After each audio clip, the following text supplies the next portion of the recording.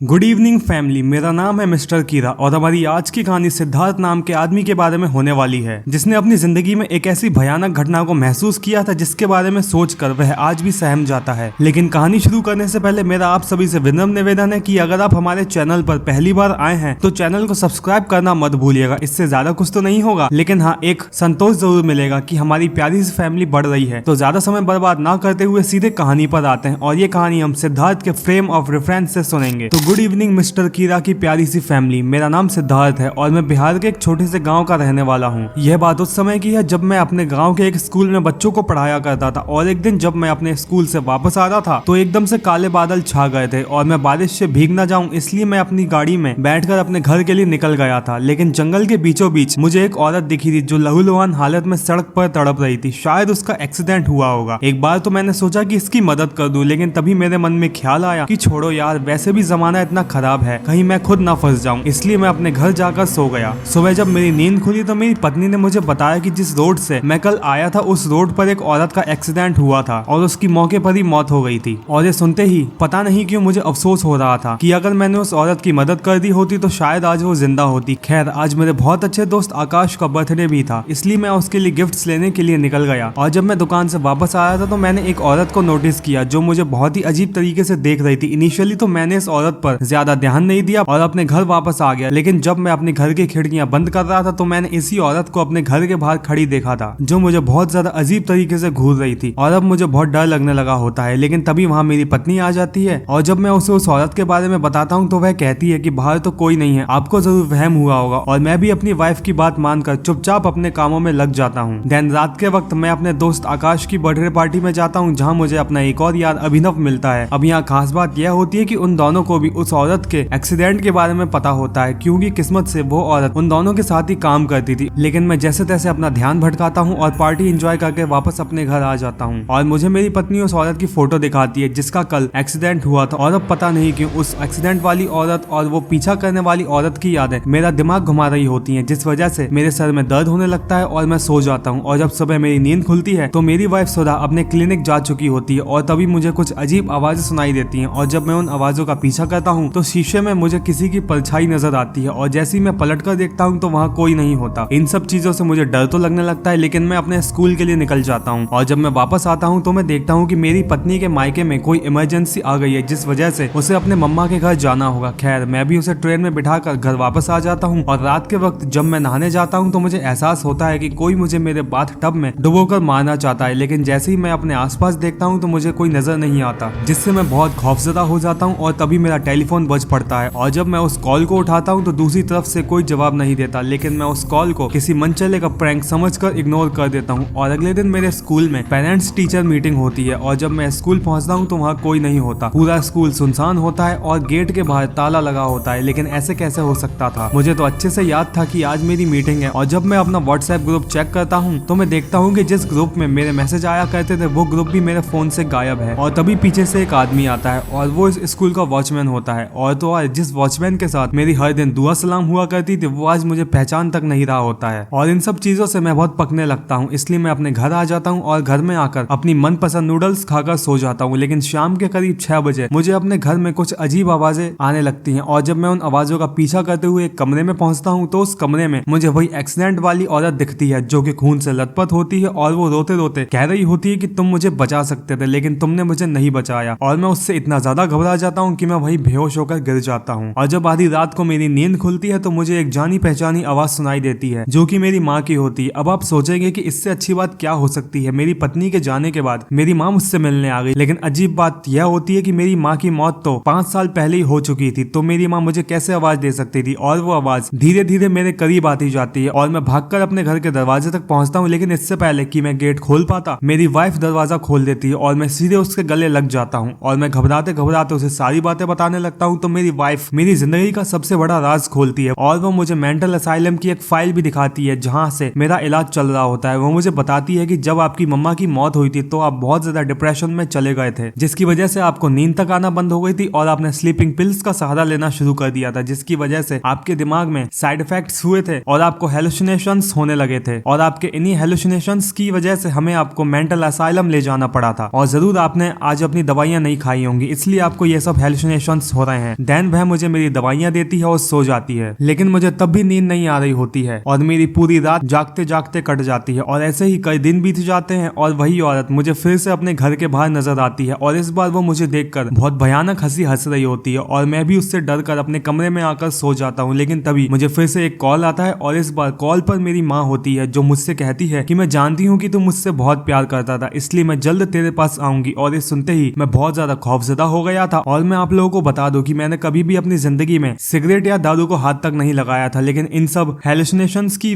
वजह से और अपने डर को कम करने के लिए मैंने नशे का भी सहारा लिया, लेकिन कुछ नहीं हुआ और मुझे हर जगह वो एक्सीडेंट वाली औरत, मेरी माँ और वो भयानक हंसी वाली औरत नजर आने लगी थी। मेरे बेडरूम में, मेरे बाथरूम में, मेरे किचन में, हर जगह मैं अब डर के साये में जी रहा था और मेरी इस हालत को मेरी पत्नी भी नहीं समझ पा रही थी। और एक दिन जब मैं अपने घर में अकेला था तो वही औरत जो मुझे अक्सर अपने घर के बाहर दिखती थी, वो मेरे घर का दरवाजा खोलकर मेरे घर के अंदर आ जाती है और वो बहुत भयानक तरीके से नाच रही होती है, गा रही होती है और जैसे वो मेरे करीब आती है मैं उसे मार देता हूँ। लेकिन तभी मेरा वहम टूटता है तो वो मेरी पत्नी होती है। वो मेरे लिए केक लेकर आई थी क्योंकि आज मेरा 35वां बर्थडे था और मैंने अपने पागलपन के चलते उसे मार दिया होता है। और जैसे ही मैं अपने आसपास देखता हूँ तो मुझे सभी मरे हुए लोग नजर आने लगते हैं जो मुझ पर हंस रहे होते हैं और मुझे डरा रहे होते हैं और मैं भी बेहोश होकर गिर जाता हूँ। और जब मेरी आंख खुलती है तो मैं अपने आप को एक पागल खाने में पाता हूँ और अब मेरी उम्र 50 साल हो चुकी है और अब मुझे उन तीनों आत्माओं से तो छुटकारा मिल गया है, लेकिन मेरी पत्नी मुझे आज भी दिखती है, जिसके हाथ में हमेशा मेरे बर्थडे का केक होता है। और जाते जाते मेरा आप सभी से यही कहना है कि कभी भी कैसी भी परेशानी आए अपने परिवार का सहारा लें, ना कि दवाइयों का, क्योंकि आपको नहीं पता कि कौन सी दवाई आपके दिमाग पर कैसा और कितना बुरा असर डाल सकती है। तो ये थी सिद्धार्थ की जिंदगी की एक ऐसी कहानी जिसके बारे में सोचकर वो आज भी सहम जाता है। और हाँ, इस कहानी का वास्तविक दुनिया से कोई रिश्ता नहीं है और अगर किसी इंसान की जिंदगी से यह कहानी मेल खाती है तो यह सिर्फ एक इत्तेफाक होगा। तो दोस्तों आज के लिए बस इतना ही, फिर मिलेंगे एक नई और अनोखी खौफजदा कर देने वाली कहानी के साथ।